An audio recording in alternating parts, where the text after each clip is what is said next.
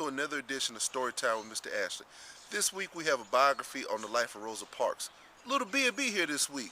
I hope you guys pay attention, sit quietly, and I'll check in with you later. Learning objectives for this program. Students will identify the causes and effects of Rosa Parks' decision not to give up her seat on a Montgomery bus. Students will identify and research key figures in the civil rights movement. Students will acquire new vocabulary words highlighted in a text. The Common Core Standards for Language Arts, Speaking and Listening for 1st and 2nd grade. First grade will ask and answer questions about key details in a text read out loud or information presented orally or through other media. Second grade will recount or describe key ideas or details from a text read out loud or information presented orally or through other media. The Story of Rosa Parks, written by Will Mara, read to you by Mr. Ashley. Rosa Parks changed the world in one day. She was born Rosa Louise Macaulay on February 4th, 1913. She grew up in Alabama. Alabama is a state in the South. Rosa was an African American. The South was a difficult place for African Americans to live. It was a time when laws did not give African Americans the same rights as white people. These laws said that African Americans could not go to the same schools as white people.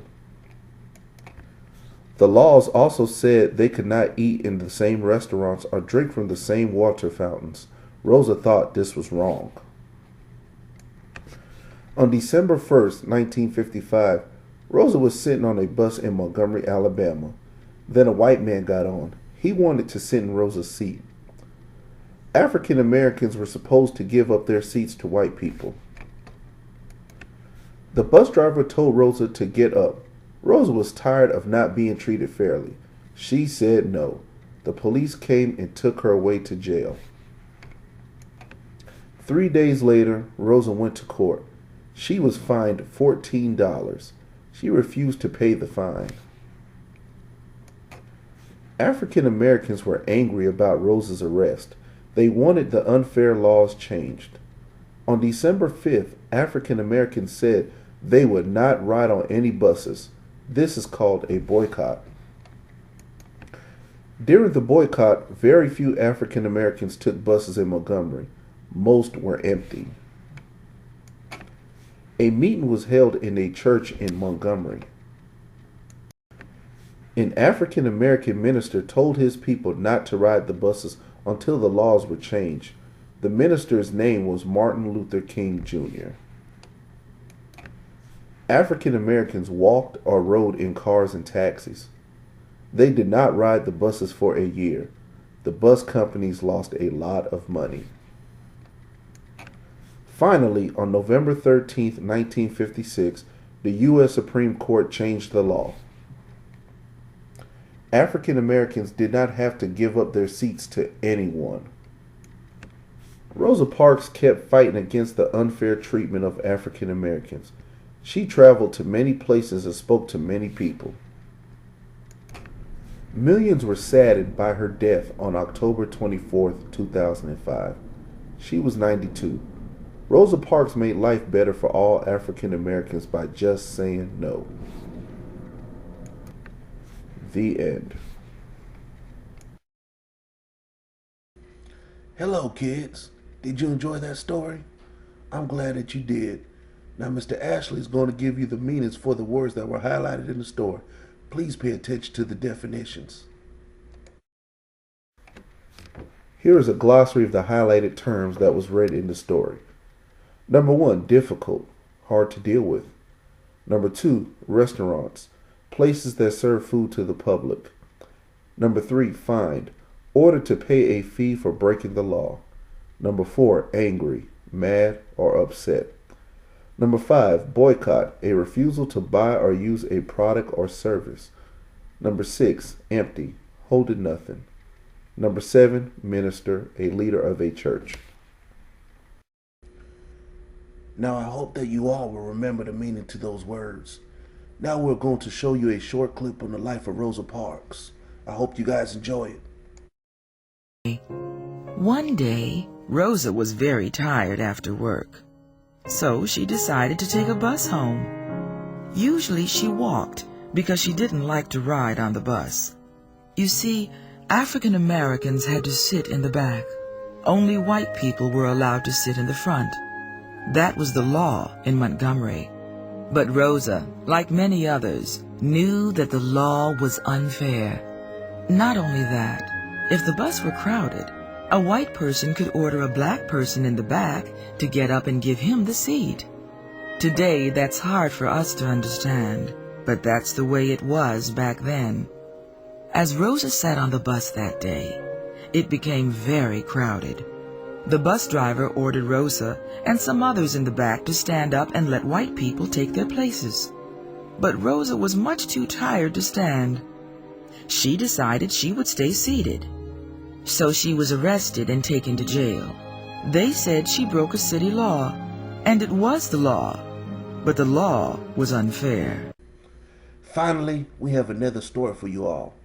It is titled Amazing Grace, and it is written by Mary Hoffman. It is about a young girl named Grace that loves stories, and she loves to act out every part in every story she comes across. But when her teacher decides to put on a class play of Peter Pan, Grace just knows that she is perfect for the lead part.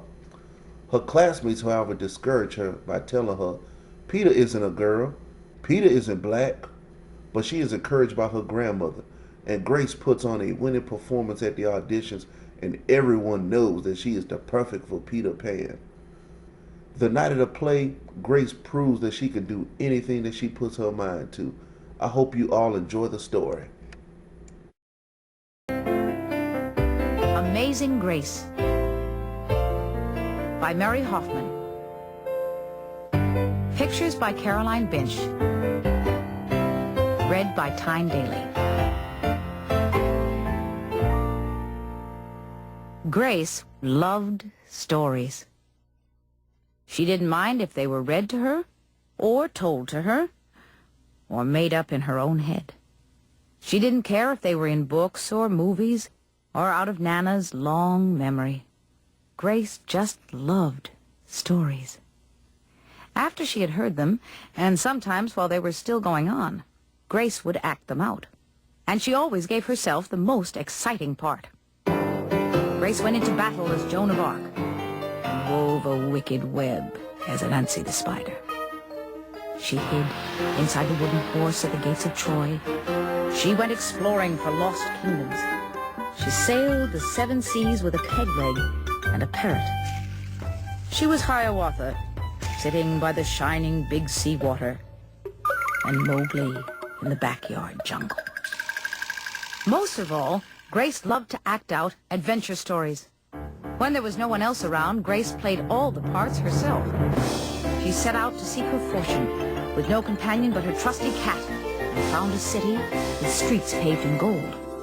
Or she was Aladdin, rubbing his magic lamp to make the genie appear. One day, Grace's teacher said they would do the play Peter Pan.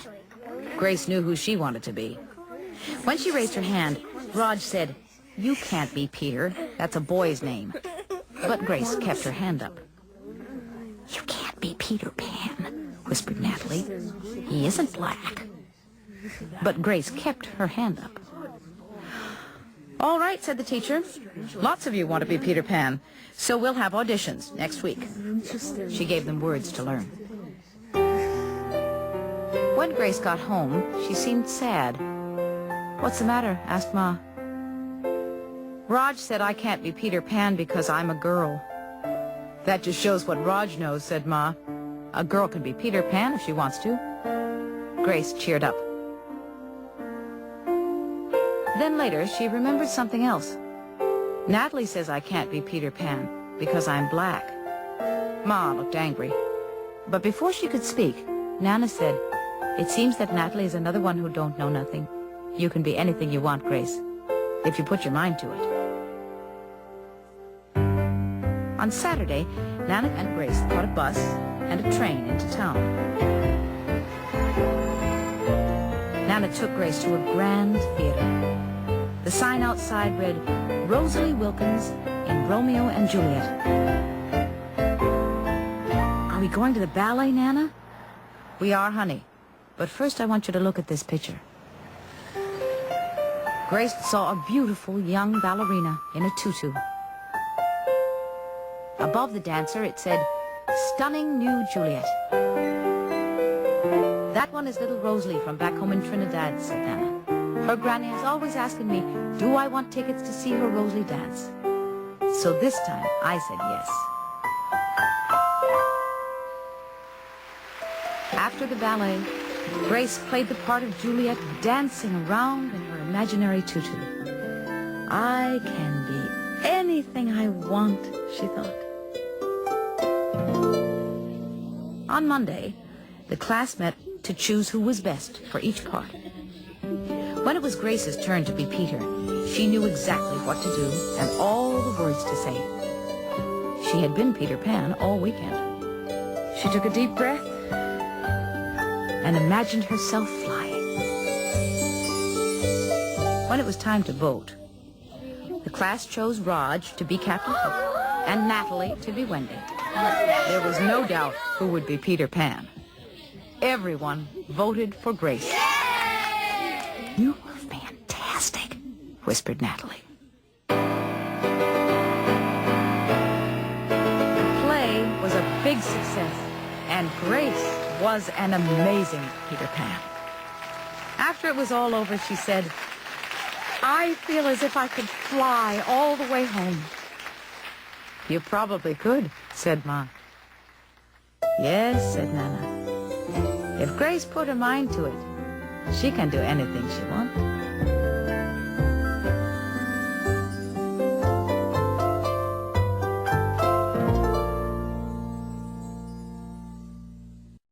I'm back. I hope you guys enjoyed the story, understood Rosa Parks' courageous acts, and learned those words that was highlighted in the story. Until next time, keep reading, keep reaching for the stars, and keep learning.